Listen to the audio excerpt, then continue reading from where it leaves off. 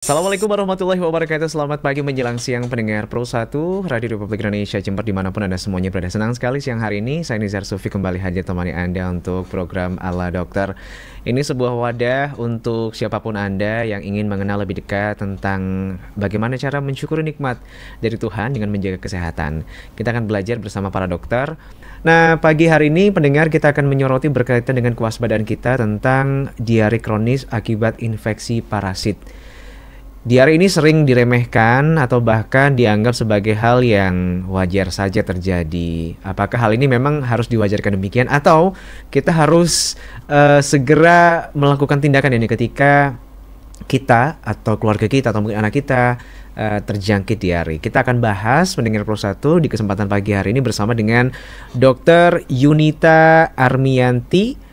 Beliau adalah spesialis parasitologi klinik. Sudah hadir di studio Pro 1, kita sapa beliau terlebih dahulu. Assalamualaikum Dr. Yunita. Waalaikumsalam warahmatullahi wabarakatuh. Ya dokter, ini berkaitan dengan diare kronis akibat infeksi parasit ya. Kita ingin tahu dulu yang dikatakan diare itu seperti apa sih dok? Diare ini apakah penyakit dokter? Ya, jadi memang diare itu adalah suatu kondisi patologis atau kelainan ya merupakan salah satu gejala penyakit. Jadi terutama penyakit-penyakit yang berkaitan dengan organ pencernaan. Nah, jadi sudah bukan kondisi normal ya. Jadi kalau seseorang mengalami buang air besar yang sering ya, yaitu lebih dari 3 sampai 5 kali, kemudian ada perubahan pada kotorannya ya atau fesesnya misalnya menjadi lebih lembek, lebih cair. Nah, itu yang dikatakan gejala diare. Oke. Kemudian kadang orang ini masih memandang remeh dokter ya, dalam artian nanti diare sembuh-sembuh sendiri seperti itu. Ada juga nggak tahu ya ini mitos atau memang ada uji klinisnya, katanya diare itu bukan hanya dari bakteri atau tadi apa parasit dokter ya, tapi juga dari kondisi kecapean, bener nggak sih dok? Ya, diare ini memang terkait dengan kondisi pencernaan kita terutama ya. Kalau kecapean mungkin nggak berefek langsung, tapi dari apa yang kita makan. Jadi memang selain infeksi, bisa juga diare ini dipicu oleh salah makan. Ya, salah makan di sini misalnya ya seperti makan terlalu pedas. Nah, itu juga bisa memicu kondisi usus kita untuk akhirnya sakit perut dan diare. Nah, meskipun mungkin nanti sembuh-sembuh sendiri. Nah, tapi yang perlu diwaspadai adalah kondisi infeksi. Jadi kapan kita bisa mengetahui bahwa diare itu merupakan infeksi sehingga perlu pengobatan. Ya, itu yang menjadi topik kita saat ini ya, mewaspadai ketika diare itu merupakan suatu infeksi, terutama infeksi parasit. Kemudian dokter, kita sebagai orang awam ini belum bisa membedakan dalam artian ini disebut diare yang biasa atau diare kronis, itu bagaimana dokter? Ya, kata kronis itu menunjukkan lama terjadinya penyakitnya, jadi terkait dengan waktu. Nah, jadi kalau diare itu berlangsung lama, lebih dari 6 minggu, kemudian berbulan-bulan, nah itu jelas merupakan kondisi yang kronis. Nah, ini yang harus diatasi. Meskipun mungkin diare itu dianggap ringan ya, misalnya kalau untuk frekuensi mungkin nggak terlalu sering, tapi konsistensinya itu lembek terus gitu ya, atau lebih cair, lebih lembek, itu nggak istilahnya ya, tidak hilang kondisi itu dalam jangka waktu yang lama. Nah, kita harus mewaspadai itu merupakan diare kronis. Nah, maksud saya ini sudah bukan kondisi normal lagi gitu. Kondisi baik-baik aja ya. Gitu. Dokter, apakah ada bedanya antara diare yang terjadi pada anak kecil dan orang dewasa? Kan kita tahu kalau anak kecil tuh biasanya kondisi tubuh pencernaannya juga lebih rentan dokter daripada orang dewasa. Iya, memang anak-anak lebih rentan ya, dan untuk anak-anak juga dampaknya lebih berat ya, karena memang kondisi tubuhnya yang masih kecil. Jadi diare itu yang perlu diwaspadai adalah efek dehidrasi yang bisa terjadi karena dengan diare cair misalnya kan banyak cairan juga yang ikut keluar. Nah, ini kalau tidak diganti dengan cairan yang seimbang bisa jatuh ke kondisi dehidrasi. Ini yang terutama lebih bahaya pada anak-anak. Dan anak-anak kalau seringnya sih diarenya karena virus ya. Ya, jadi tapi apakah pada anak-anak bisa mengalami diare karena parasit? Bisa juga. Dan ini yang perlu diperhatikan. Pada umumnya itu berlangsung kronis dan tidak bergejala. Nah, ini yang kebanyakan infeksi parasit seperti itu. Jadi tanpa disadari di dalam tubuhnya itu ada parasit yang mengganggu pencernaan, kemudian karena gejalanya ringan atau nggak berefek gitu dokter ya? Tidak terlalu mengganggu, akhirnya dibiarkan. Ya mungkin perlu saya tambahkan dulu ya, parasit di sini apa sih bedanya dengan bakteri? Jangan-jangan sama atau kita nggak tahu bedanya nih dokter? Ya, jadi diare itu bisa disebabkan virus, bakteri, parasit ya. Tadi juga alergi makanan, intoleransi makanan. Nah, kalau bakteri sama virus ini kalau dari keilmuan kedokteran itu masuk bidangnya mikrobiologi. Nah, tapi kalau penyebabnya parasit seperti cacing, ya, berbagai macam cacing perut, kemudian juga protozoa. Protozoa ini organisme bersel satu. Nah, itu masuk dalam ranahnya parasitologi klinik karena parasit. Ya, protozoa ini contohnya apa? Misalnya amuba. Nah, ada diare yang mungkin beberapa maksud saya masyarakat mungkin sudah pernah mendengar ya, itu namanya disentri. Ya, mungkin Mas Nizar juga ya disentri ya. Nah, ini apa bedanya dengan diare pada umumnya? Ya, disentri gejalanya juga diare.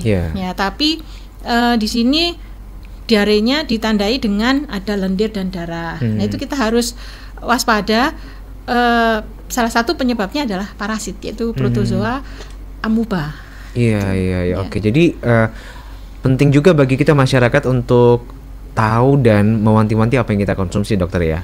Nah, dokter, belakangan ini banyak kita jumpai fenomena makanan-makanan yang bukan ke barat-baratan ya. Mungkin ke timur-timuran juga, dokter ya. Dalam artian ini dimasak dengan tidak matang atau setengah matang. Ini apakah juga bisa menjadi faktor yang menyebabkan diare, dokter?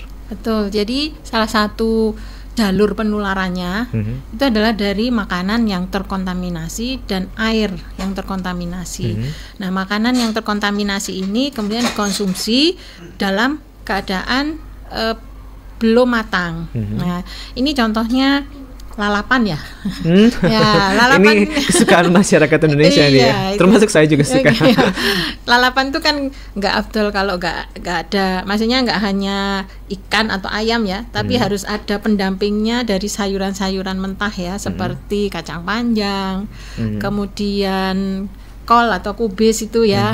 Nah, yang kita makan dengan keadaan mentah. Nah, ini kalau kurang bersih dan terkontaminasi, ada telur cacingnya, kemudian kalau dari protozoa itu bentuknya namanya kista. Nah, kemudian kita konsumsi langsung, maka kita bisa terinfeksi. Nah, nggak hanya dari makanan, dari minuman pun, dari air yang tidak direbus, air mentah yang dikonsumsi langsung, diminum, itu juga bisa menjadi sumber penularan. Ya, kalau kita lihat sekarang, dokter, kan banyak tuh air kemasan isi ulang yang memang sekarang dikonsumsi masyarakat. Berarti baiknya kalau dari sisi medis atau kebersihan itu tetap rebus dulu, dokter ya. Nah, kalau untuk air mineral ini kan dalam prosesnya ada filter ya, filtrasi, terus juga mungkin sterilisasi. Nah, itu bisa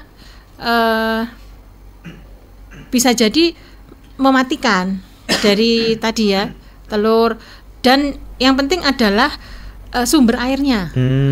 Sumber airnya jangan sampai diambil dari sumber air yang terkontaminasi. Betul. Ini kalau misalnya ya sumber air dari air mineral ini benar-benar diambil dari sumber air yang pengambilannya itu steril ya, jadi tidak terjamah oleh manusia, maksudnya tidak digunakan untuk aktivitas lain. Nah, itu aman. Tapi kalau sumber airnya ini tidak terlindungi, kemudian mungkin dekat dengan aktivitas manusia seperti mandi, cuci, kakus, ya, MCK dokter ya. Ya, sehingga bisa tercemar. Nah, itu bisa air seperti ini yang bisa menjadi sumber penularan. Baik. Itu dokter. Kalau dia apa tadi itu ya, diare ya, disentri ya. Kalau maaf ya, kalau pup itu sedikit, tapi sakitnya luar biasa tuh mau pup itu. Ada darahnya juga dikit itu dokter. Nah, itu penyebabnya apa dan bagaimana cara mengatasinya dokter? Baik. Terima kasih. Baik, terima kasih Pak Yanto. Waalaikumsalam warahmatullahi wabarakatuh. Ya, ini yang disampaikan Pak Yanto ini seperti yang saya jelaskan sebelumnya. Jadi kalau lihat dari gejalanya, ada buang air besar yang diikuti dengan sakit perut yang sangat ya. Tapi begitu BAB yang keluar sedikit, itu istilahnya mejen. Kalau ya bahasa apa itu, umumnya itu bahasa tapi tidak tahu ya ini bahasa Jawa atau bahasa yang lainnya, tapi istilahnya mejen ini merupakan salah satu gejala juga terkait dengan yang disentri amuba tadi. Apalagi tadi juga disampaikan oleh Pak Yanto ada lendir dan darahnya.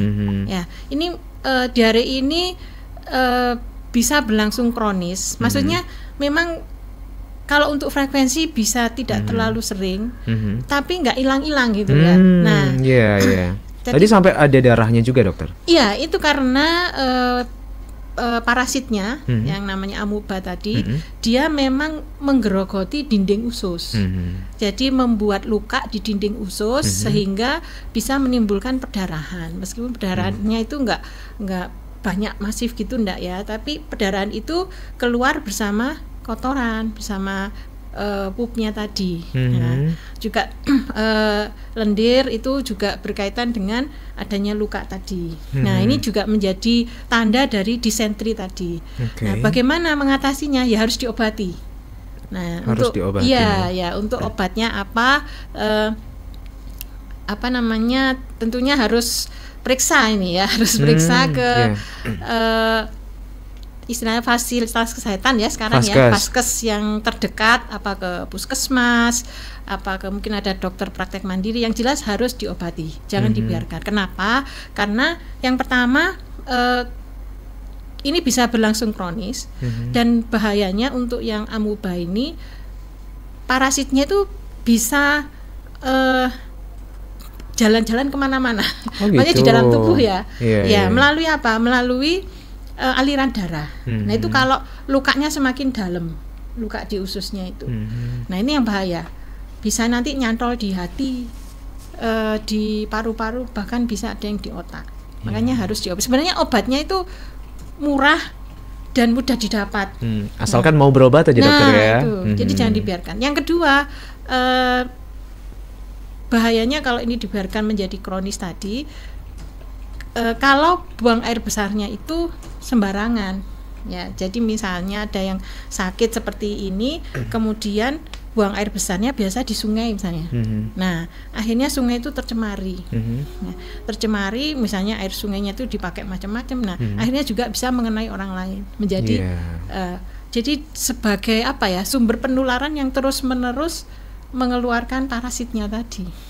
Jadi saran saya kepada Pak Yanto, segera diobati nggih Pak. Iya, jangan dibiarkan.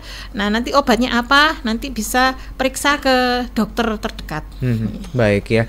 Nah, dokter, biasanya orang ini kalau habis diare atau saat diare itu cenderung kondisi tubuhnya itu lemas, dokter. Iya. Dan disarankan juga minum larutan untuk memulihkan kembali seperti Oralit dan sebagainya. Ini sebenarnya ketika orang diare itu apa sih yang terjadi dalam tubuh, dokter?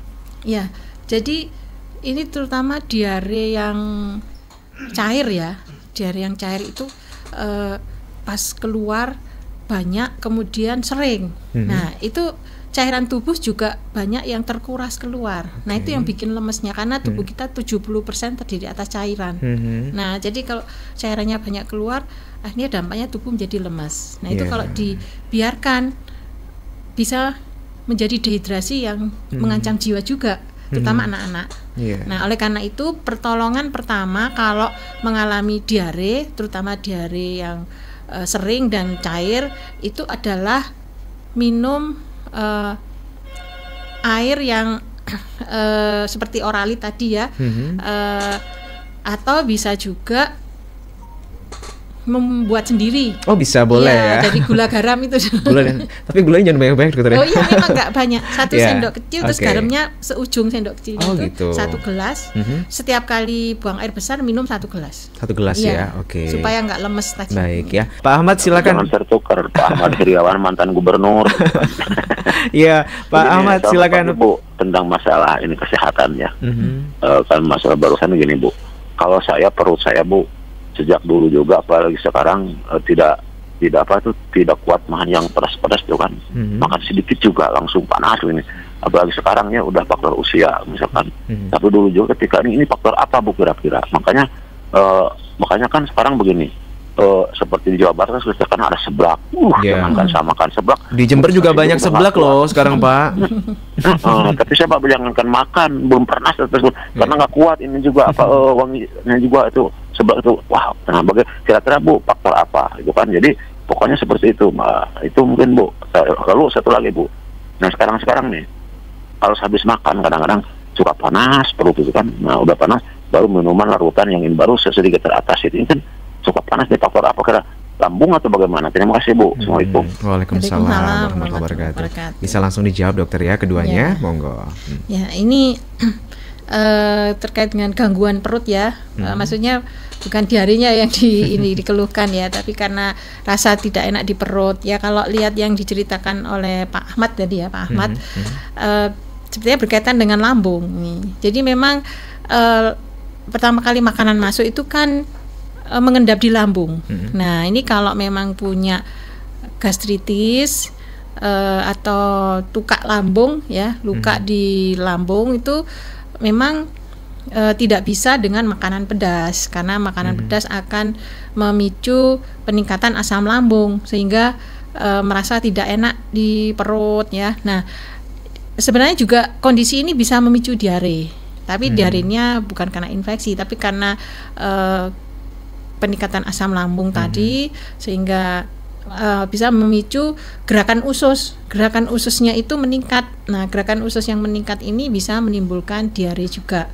Nah, jadi Pak Ahmad kalau memang merasa tidak enak setelah memakan makanan yang pedas tadi ya, nah sebaiknya dihindari. Sebenarnya nggak hanya pedas, beberapa makanan yang harus dihindari oleh orang yang mengalami gastritis atau sakit lambung tadi, itu bersantan, kemudian makanan yang bumbunya itu terlalu terlalu pekat mungkin ya, seperti masakan Padang itu ya, kecut ya, asem. Nah itu juga harus dihindari. Jadi untuk Pak Ahmad tadi mungkin diperhatikan ya, makan apa kok menyebabkan perutnya terasa panas. Nah itu ya sebaiknya dihindari.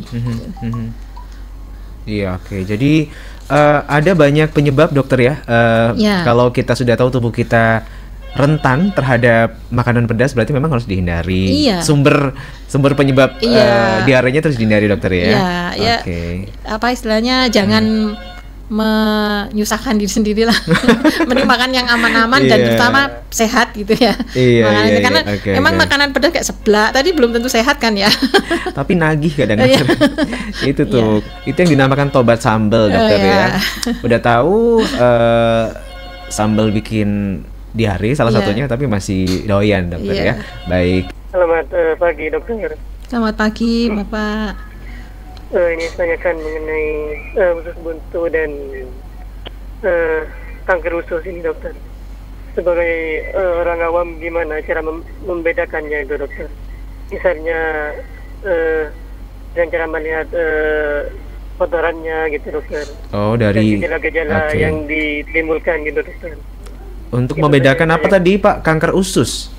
Kanker usus dan usus buntu itu. Kanker usus dan usus buntu. Apakah bisa dicek dari kondisi kotorannya seperti itu Pak ya? Iya, dan keluhannya itu perbedaannya itu apa-apa gitu ya. Oke, Itu baik. saja yang tanyakan. Terima kasih. Terima kasih Assalamualaikum. Pak Ya, Abdul. terima kasih. Waalaikumsalam warahmatullahi wabarakatuh. Ya dokter, Ya. saya pernah dengar katanya warna, bentuk, dan jenis kotoran ini adalah indikasi kondisi seseorang. Ini betul nggak sih dok? Bisa ya, untuk tadi beberapa kondisi terkait misalnya infeksi parasit tadi ya. Kalau disentri amuba tadi, jadi ada lendir darah itu, kemudian disertai nyeri perut yang sangat gitu ya. Kemudian bisa juga kalau ada namanya parasit protozoa itu Giardia lamblia ya. Nah, ini parasitnya dia menutupi permukaan usus sehingga mengganggu penyerapan lemak. Nah, akibatnya kotoran yang keluar itu banyak mengandung lemak dan istilahnya itu steatoro ya, itu tandanya sulit disiram. Mungkin ya, jadi kalau kayak pupnya itu kok disiram itu kayak sulit karena mengapung gitu ya, kan berarti ada kandungan lemak yang banyak di situ, berarti ada gangguan absorpsi juga. Nah ini kalau pada anak-anak pada umumnya itu tidak bergejala tapi membahayakan karena dalam kondisi kronis bisa mengalami malnutrisi dan ya ini sekarang kan yang ramai stunting ya, salah satunya bisa dikaitkan dengan stunting. Nah untuk yang ditanyakan Pak Abdul ya, Pak Abdul di Bondowoso, bagaimana membedakan kanker usus dengan usus buntu? Ya, usus buntu itu istilahnya itu kan istilah awam ya. Memang kita punya usus kecil yang secara fungsi itu belum diketahui ya. Nah, ini kalau meradang ya, namanya sih apendik ya. Mungkin bahasa awamnya usus buntu. Jadi usus buntunya itu nama ususnya. Nah, ini kalau meradang itu menimbulkan rasa sakit di perut kanan bawah. Nah, jadi kalau ada nyeri perut kanan bawah yang mendadak, kemudian akhirnya juga disertai dengan misalnya mual, muntah, itu segera mencari pertolongan ke IGD karena khawatirnya ya usus buntunya meradang tadi. Udah masuk dalam kasus gawat darurat dokter iya, ya? Itu segera dioperasi biasanya. Harus dioperasi? Iya. Nah, kalau sakitnya itu terasa hangat di perut kanan bawah. Nah, biasanya memang kebanyakan kasusnya itu akut ya, mendadak gitu, mendadak sakit di sini. Nah, itu. Kemudian kalau kanker usus, nah ini beda lagi. Kanker usus itu prosesnya lama, bertahun-tahun. Nah, ini mungkin kalau usus kita sering kotor ya, istilahnya mengkonsumsi makanan-makanan yang kurang sehat. Nah, ini bisa memicu timbulnya kanker usus dan karena berlangsung lama, bertahun-tahun, gejala itu baru muncul ketika kan kanker itu bisa membentuk tumor ya. Nah, tumornya membesar. Membesar sehingga mendesak, akhirnya rasa nggak enak di perut, ya sakit yang hilang timbul. Dan ya ini karena di awal-awal itu gejalanya tidak jelas atau tidak terasa atau istilahnya tidak bergejala. Baru kalau di akhir-akhir dia sudah membesar atau timbul perdarahan, itu baru bisanya ketahuan. Ya, misalnya juga disertai dengan anemia. Jadi kok HB-nya rendah ya, kadar hemoglobinnya rendah, tapi nggak mengalami perdarahan maksudnya ya. Nah itu juga harus waspada, harus dicari penyebabnya. Ya bisa jadi itu salah satu gejala dari kanker usus tadi. Ya selain rasa nyeri di perut, kemudian juga mungkin kalau udah perdarahan juga bisa kotorannya ini disertai darah dan istilahnya nggak hilang-hilang berlangsung lama gitu ya. Misalnya, maksudnya ini nggak ada hubungannya sama infeksi, tapi ada darahnya. Nah, itu perlu diperiksakan juga. Jadi memang beda sekali antara usus buntu dengan kanker usus ya. Satunya itu kebanyakan akut, mendadak, nyeri kanan bawah. Nah, kalau Kanker usus ya nyerinya itu enggak jelas namanya, tapi ya hilang, timbul gitu. Nah. Berarti tidak cukup hanya dengan melihat dari kondisi kotorannya seperti apa dokter ya? Oh iya. Perlu benar-benar diperiksa secara langsung ya oleh dokter ya? Iya. Tapi yang jelas kalau kita merasakan ada perubahan dari kotoran ya, yang bagus kan ya setiap hari kita harusnya bisa buang air besar. Kemudian konsistensinya tidak terlalu keras, juga tidak lembek, tidak cair ya. Kemudian warnanya ya warnanya ya biasa lah secara umum gitu ya. Kalau misalnya warnanya jadi pucat, itu juga sudah menunjukkan kelainan itu. Oh gitu. Iya, warnanya seperti dempul, istilahnya pucat, itu ada gangguan di hatinya, saluran pedunya juga itu. Baik ya. Dokter izin bertanya, anak kecil nih kan sering main atau makan yang macam-macam. Ada kemungkinan terkena cacing atau cacingan, kondisi cacingan. Nah, untuk tahu tanda awal terkena cacingan itu bagaimana ya dok ya?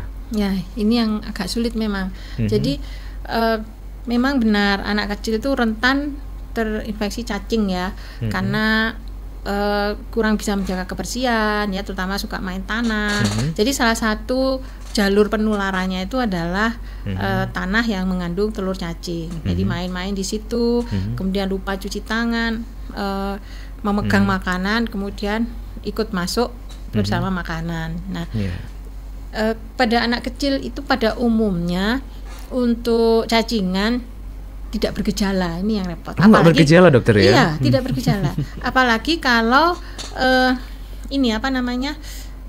infeksinya ringan, maksudnya jumlah cacingnya nggak banyak gitu ya. Malah nggak kelihatan nggak kenapa-napa dokter anaknya ya, masih aktif, masih suka makan gitu ya. Nah, tapi bisa nggak dideteksi? Bisa. Deteksinya apa? Ya dilakukan pemeriksaan fesesnya, kotorannya itu. Nah, itu kita lihat di bawah mikroskop, itu bisa ketemu ada telur cacingnya atau tidak. Kalau fesesnya mengandung telur cacing ditemukan, ya udah berarti memang harus diobati cacingnya. Nah, karena tidak bergejala itu, makanya ini pemerintah kan membuat program ya untuk anak-anak meminum secara rutin obat cacing. Nah, ini tidak hanya anak usia sekolah dasar, tapi pada balita di posyandu itu juga diberikan obat cacing secara rutin tiap 6 bulan. Nah, ini kita pernah melakukan penelitian pada balita stunting, itu memang istilahnya jumlah kasus yang kena cacingan memang sudah rendah karena sudah ada program itu secara rutin. Ya, jadi memang kalau dari infeksinya ringan, tadi pertanyaannya tandanya gimana?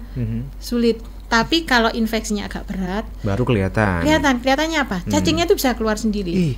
Iya. Dari kotoran itu dok? Iya, bersama kotorannya cacingnya bisa ikut keluar. Malah bisa juga kalau terlalu banyak cacingnya keluar lewat hidung, lewat mulut bisa. Sampai segitu dokter ya? Iya. Tahun lalu itu di Subandi ada kejadian anak umur 3 tahun mengalami sakit perut. Perutnya besar, nggak bisa kentut, ternyata ususnya tersumbat cacing gelang. Berarti saking banyaknya cacingnya? Saking banyaknya, dikeluarin itu 3 mangkok. Aduh, ikut merinding juga dokter ya? Iya. Satu aja bikin merinding, Allah sampai 3 mangkok dokter. 3 mangkok. Berarti kan cacingnya ini kan hidup dan berkembang dengan bahagia dokter di dalam perut ya? Iya, tapi banyaknya ini bukan karena cacingnya beranak pinak, bukan ya? Oh bukan? Bukan, tapi karena telur-telur yang masuk itu banyak. Berarti dia menetas di dalam tubuh? Iya. Jadi dari luar telur itu masuk ke dalam tubuh, menetas jadi cacing dewasa. Jadi kalau misalnya kita hanya kemasukan 2 cacing gitu ya, dia kan punya jangka umur ya, ya sekitar 1-2 tahun gitu. Kalau nggak terinfeksi lagi, mati, sudah sembuh sendiri. Mungkin bisa keluar lewat kotoran gitu ya? Iya, sudah selesai infeksinya kan sembuh. Tapi kalau secara sering termasuki telur-telur cacing, ya bisa terjadi kasus seperti tadi. Dan ketika saya tanya ke ibunya, ternyata sumber infeksinya adalah dari air. Jadi keluarga ini biasa minum air mentah yang diambil dari sumber. Ya. Jadi terbiasa tidak direbus. Katanya lebih seger gitu. Iya. Dan ini saya cek di kotorannya memang ditemukan telur cacing juga. Nggak hanya satu macam, 2 macam ternyata cacing. Berarti belum mati telur yang dalam tubuh anak ini minum air itu lagi, kemudian telurnya tambah banyak sampai menetas gitu dokter? Iya. Jadi kan itu dikonsumsi tiap hari airnya. Nah, kayaknya numpuk kan di. Ini karena kan waktu itu dioperasi ya. Setelah sekian tahun, jadi waktu umur 3 tahun, sekarang dia umur 4 atau 5 tahun, kembali lagi ke rumah sakit. Saya juga heran. Jadi dibawa ke UGD karena sakit perut, terus dia minta buang air besar, keluar cacing itu. Itu cacingnya hidup? Hidup. Cacingnya waktu keluar dalam kondisi hidup. Terus sama ibunya itu disimpan cacingnya kan, terus kita periksa, kita identifikasi cacingnya apa. Nah, kemudian setelah bisa mengeluarkan cacing, anaknya sehat. Jadi waktu itu ketika dipindah ke ruangan, anaknya ya bermain biasa. Udah aktif lagi, nggak lesu gitu dokter tapi ya? Tapi ketika diperiksa kotorannya banyak telur cacingnya. Jadi itu yang diobati. Nah, waktu saya tanyakan, ya itu setelah operasi, mestinya kan setelah operasi kan udah dikeluarin semua ya cacingnya, ya udah bersih. Kok bisa kena lagi? Karena masih minum air mentah tadi. Berarti nggak kapok waktu itu dokter ya? Ya, jadi saya mati-mati waktu ayo Bu ya, jangan sampai minum lagi kasihan seperti anak-anaknya, itu ya. Ini jadi kehati-hatian. Kadang mungkin ada yang ngeyel dokter, dulu orang tua saya atau mohon maaf ya orang-orang di desa minum air sumber nggak kenapa-napa kok. Nah, kita nggak pernah tahu kondisi air sekarang ini beda dokter dengan air dulu dokter ya. Itu. Berarti polutannya lebih banyak dokter ya. Bisa jadi kan, namanya air sumber terbuka. Kalau ada yang buang kotoran dekat situ, siapa yang tahu? Oke. Dokter, ini ada pertanyaan menarik juga dari penanya kita di kanal YouTube. Dokter, saat ini itu kan banyak kita jumpai minuman-minuman yang mengandung bakteri baik. Ya, oke. Itu sebenarnya seberapa berpengaruh sih dok untuk pencernaan? Apakah bisa digunakan untuk mengurangi kondisi diare? Ya, jadi memang kondisi diare itu bisa juga dipicu oleh kondisi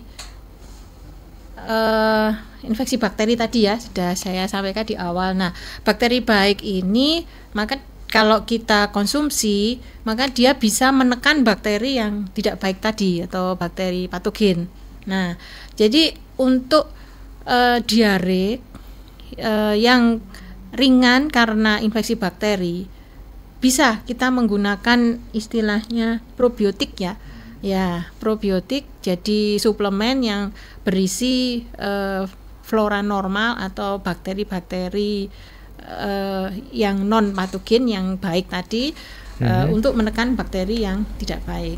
Tapi kalau infeksinya berat, tidak cukup hanya dengan mengkonsumsi probiotik. Nah, ini sudah perlu antibiotika kalau diarenya itu gejalanya berat. Jadi misalnya sering, kemudian cair banyak gitu ya, kemudian disertai demam. Nah, itu nggak cukup hanya minum probiotik.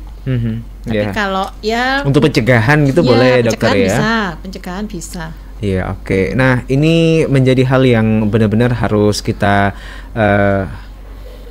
sadari lagi dokter ya. Kadang kondisi pencernaan itu, ada yang bilang kalau usus pencernaan itu adalah otak kedua dokter ya. Ketika yang ini bermasalah, itu juga ngaruh juga ke kondisi tubuh dokter ya. Bayangin kalau sakit perut atau ada permasalahan dengan pencernaan, ini juga kan ngaruh ke vitalitas tubuh kita, ke aktivitas kita, seperti itu. Nah, mungkin menjadi poin pamungkas dan terakhir dokter ya, apa yang bisa dokter sampaikan berkaitan dengan himbauan bagi masyarakat khususnya yang mungkin rentan nih, baik dirinya, keluarganya terserang diare, apa yang bisa dokter sampaikan? Ya, jadi yang pertama memang pencegahan lebih baik daripada mengobati. Nah, jadi untuk khususnya diare yang disebabkan oleh infeksi parasit itu bisa dicegah.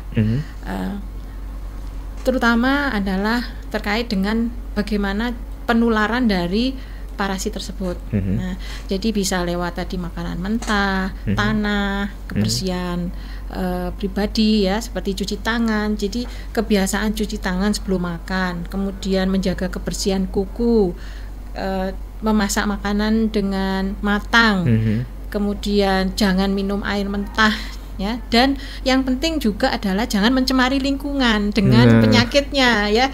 Jadi mohon masyarakat itu bisalah punya kesadaran buang air besar di jamban. Karena kalau di jamban jelas itu tidak akan mencemari lingkungan. Masih banyak ya di masyarakat kita temui lebih seneng kalau buang air besar di sungai daripada di jamban. Nah, itu tidak hanya merugikan lingkungan ya karena mengotor, tapi juga merugikan orang lain. Karena tadi kebanyakan infeksinya tidak bergejala. Tapi kalau ada parasitnya kemudian buang air besar di sungai, berarti menyebarkan penyakit langsung. Bayangin itu. ya, udah buang sampah sembarangannya dolim, nyebarin penyakitnya juga dolim dokter sama orang ya. Tadi pagi nih pemandangan yang masih saya jumpai dokter ya, orang ini buang pempes sembarangan dokter. Ya, itu lempar pempes di sungai kecil atau selokan. Ini benar-benar tindakan yang nggak bisa dinormalisasi. Jadi mohon bahwa menjaga lingkungan ini bukan tugas pemerintah. Jaga kesehatan bukan cuma tugas dokter, tapi ya kita harus belajar jadi dokter untuk diri kita sendiri dokter ya. Karena kalau sakit yang dirugikan adalah diri Anda sendiri dan orang yang merawat tentunya. Oleh karena itu sebagai salah satu wujud syukur, yuk kita jaga kesehatan. Dokter, terima kasih sudah membersamai kami dalam program Ala Dokter untuk episode kali ini, diare kronis akibat infeksi parasit bersama Dr. Yunita Armianti, spesialis parasitologi klinik, sudah hadir di Studio Pro 1 dari Ikatan Dokter Indonesia Kabupaten Jember.